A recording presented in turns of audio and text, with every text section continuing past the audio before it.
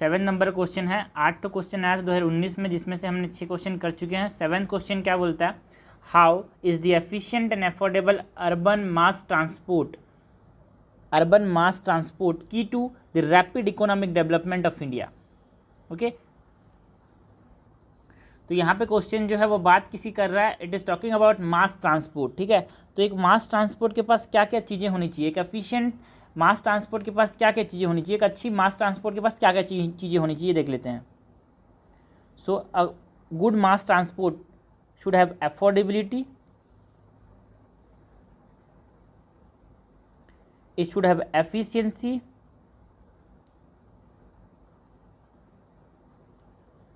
it should have speed। तो ये 3 चीज़ें होनी चाहिए एक अच्छे मास ट्रांसपोर्ट के पास। अर्बन मास ट्रांसपोर्ट की नीड क्या है, मैं नीड की बात करता हूँ। जैसे क्या होता है, इसकी वजह से पॉपुलेशन जो है वो एक पर्टिकुलर जगह पे कंसंट्रेट हो जाता है, क्योंकि लोग जो होते हैं जहाँ पे काम करते हैं उसके पास में रहने का प्रीफर करते हैं, क्योंकि जो ट्रांसपोर्ट है वो बहुत धीरे है हमारे कंट्री में। तो क्या होगा, अगर ट्रांसपोर्ट फास्ट होगा, एफिशिएंट होगा, अफोर्डेबल होगा, तो क्या होगा, लोग जो होंगे वो नियर बाई एरिया के अलावा दूर दूर रहना भी पसंद करेंगे, क्योंकि कोई कंसंट्रेशन नहीं होगा। सो एक जो अर्बन माइग्रेशन हो रहा है वो कम होगा। और जो हेल्थ इश्यूज़ है ना, हेल्थ इश्यूज़ भी यहाँ पे क्या होंगे अच्छे से, क्योंकि अपना पास जो आउट ऑफ पॉकेट एक्सपेंडिचर है, अकॉर्डिंग टू एन एस्टीमेट, जो 70% ऑफ द इंडियन पॉपुलेशन है ना, वो किस पे मतलब 70% जो अपना इनकम है ना वो मतलब हेल्थ पे, आउट ऑफ पॉकेट एक्सपेंडिचर जो है वो हेल्थ पे इनकर करता है वो आदमी। ओके, सो यहाँ पे क्या होगा, ये जब ये यहाँ पे ट्रांसपोर्ट के पैसा कम लगेगा तो वो हेल्थ पे ज़्यादा फोकस कर पाएंगे, तो हम हर डायमेंशन कवर कर सकते हैं यहाँ पे। सो स्टार्ट करते हैं हम लोग। इंट्रोडक्शन कैसे इंट्रोड्यूस करेंगे इसको।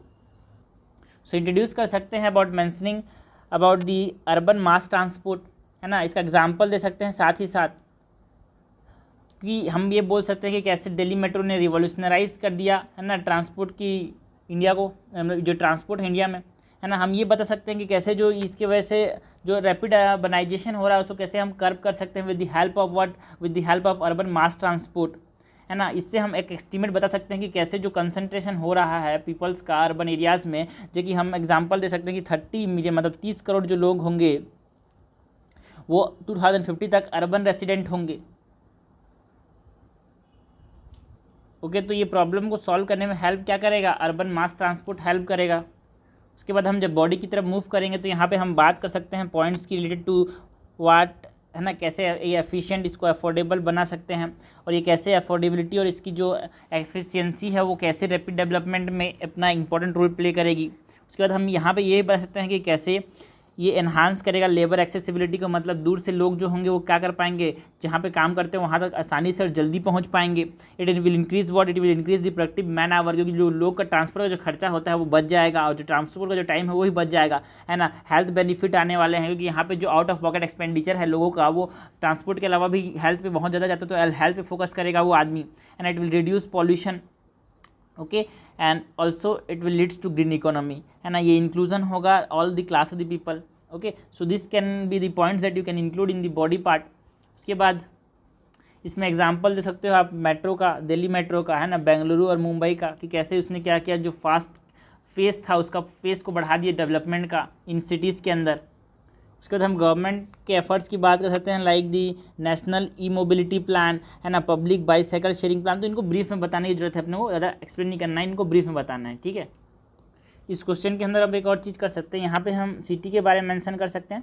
उसके बाद एक फ्लो चार्ट की फॉर्म में से सिटी हो गया, यहाँ पे हम बता सकते हैं कि कैसे सेटलमेंट जो है इसको ये अफेक्ट कर रहा है। तो ऐसे फ्लो चार्ट बना के हम ये बता सकते हैं कि सिटी में जो अर्बन मास ट्रांसपोर्ट है वो किस चीज़ों को अफेक्ट कर रहा है। तो इस तरह से हम कंक्लूड कर सकते हैं, है ना। कंक्लूड करेंगे by mentioning that how it is important to made the transport accessible and affordable to all, जिससे हमारा जो डेवलपमेंट है, जो पुअर पीपल्स हैं वो भी क्या कर पाएंगे, डेवलपमेंट के रास्ते पे चल पाएंगे। ओके, और हम यहाँ पे और भी जा सकते हैं कि यहाँ वे फॉरवर्ड क्या होना चाहिए, सजेशंस दे सकते हैं कि कैसे इंटेलिजेंट ट्रांसपोर्ट होना चाहिए, पॉलिसी इंटरवेंशन होना चाहिए, जैसे कि हाइपर लूप्स की बात कर सकते हैं। सो यहाँ पे ऐसे ही हम क्या कर सकते हैं, इस आंसर को यहाँ पे कंक्लूड कर सकते हैं।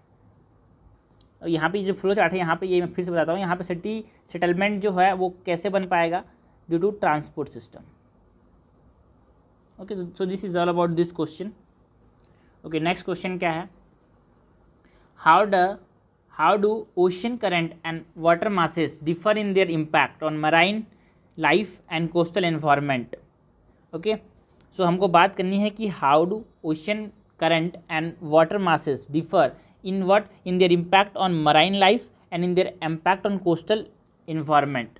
किसके साथ बताना है? Suitable examples. तो एग्जाम्पल यहाँ पे फोकस पॉइंट हो जाएगा अपने पास।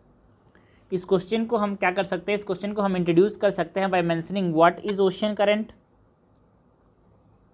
And what is water mass. So ocean current क्या होता है? Ocean current is the large moving mass of large moving water in the oceans. ठीक है ना, लार्ज मूविंग वाटर मतलब रिवर की जैसे फ्लो करता है ये भी। ठीक है, तो ये हो गया अपने पास। वाटर मास क्या होता है? वाटर मास जरूरी नहीं कि ये मूव करे, है ना, स्टैग्नेंट भी हो सकता है। ठीक है, तो यहाँ पे लेकिन क्या होती है, वाटर मास के पास इंपॉर्टेंट कैरेक्टरिस्टिक होती है like temperature, salinity, density. So what is a water mass? A water mass is the large volume of water that ends up denoting its particular temperature, salinity and density denotes a water mass. और ocean current का example दे सकते हैं, यहाँ पे हम Kennedy current का example दे सकते हैं, लैब्राडोर करंट का एग्जांपल बता सकते हैं। ठीक है, so this are all what, एक बेसिक से हम इंट्रोड्यूस कर सकते हैं डिफरेंस बता के या फिर इन दोनों का डेफिनेशन बता के। वाटर मास का एग्जांपल बता सकते हैं कैस्पियन वाटर मास, ठीक है ना, Atlantic water mass, deep Atlantic water mass. तो ऐसा एग्जाम्पल दे सकते हैं हम लोगों का। ठीक है, उसके बाद हम बात करते हैं कि कैसे ये इम्पैक्ट करते हैं किसको, मरीन लाइफ को। कैसे ये इम्पैक्ट किसको करते हैं, मरीन लाइफ को, ये कैसे इम्पैक्ट करते हैं उसके बारे में बात करना पड़ेगा। ठीक है, सो यहाँ पे एग्जांपल दे सकते हैं गल्फ स्ट्रीम का। ठीक है, कैसे जो गल्फ स्ट्रीम होता है जो कि एक वार्म करंट है, जो कि हम लोग बोल सकते हैं ईस्टर्न कोस्ट ऑफ यूएसए में फ्लो करता है, उधर से फ्लो करता है। तो यहाँ पे क्या होता है, वहाँ पे जो कोस्टल इन्वायरमेंट है उसको ये अफेक्ट करता है। प्लस जब ये गल्फ स्ट्रीम जो है, जब ये लैब्राडोर करंट के साथ मिलता है तो ये बायोडाइवर्सिटी क्रिएट करता है, बहुत सारा न्यूट्रिएंट लाता है। So it will provide a breeding ground for fish, जो कि न्यू फार्मलैंड एरिया जो है यूएसए का, वहाँ पे जो है ब्रीडिंग ग्राउंड है फिश के लिए। तो इस प्रकार से क्या करता है, जो मरीन लाइफ है उसको भी अफेक्ट करता है यहाँ पे। तो यहाँ पे हम बोल सकते हैं कि they help in what, they help in the transportation, transportation of what, transportation of nutrient from where to where, from one part to the another part। Water masses में एग्जांपल दे सकते हैं हम लोग किसका, मेडिटेरियन वाटर मास का। तो फिर मेडिटेरियन वाटर मास का अपना खुद एक प्रॉपर्टी है कि वहाँ पे जो इवापोरेशन है बहुत ज़्यादा होता है, इसीलिए वहाँ पे सैलिनिटी थोड़ी ज़्यादा है। सो उससे क्या होता है, जो मराइन लाइफ है, कोस्टल इन्वायरमेंट है, वो अफेक्ट होता है। सो इन सब चीज़ों की बात कर सकते हैं हम बॉडी के अंदर, क्योंकि हमको इम्पैक्ट की बात करनी है एग्जाम्पल के साथ। ठीक, तो ऐसा बोल सकते हैं इफ़ एन वाटर मास और वाटर करंट एक्सपीरियंसेस हायर, और ऐसे बोल सकते हैं if water mass experiences higher temperature then the surrounding area और the coastal environment also gets a influence. तो वहाँ भी क्या हो जाएगा, हायर टेम्परेचर हो जाएगा।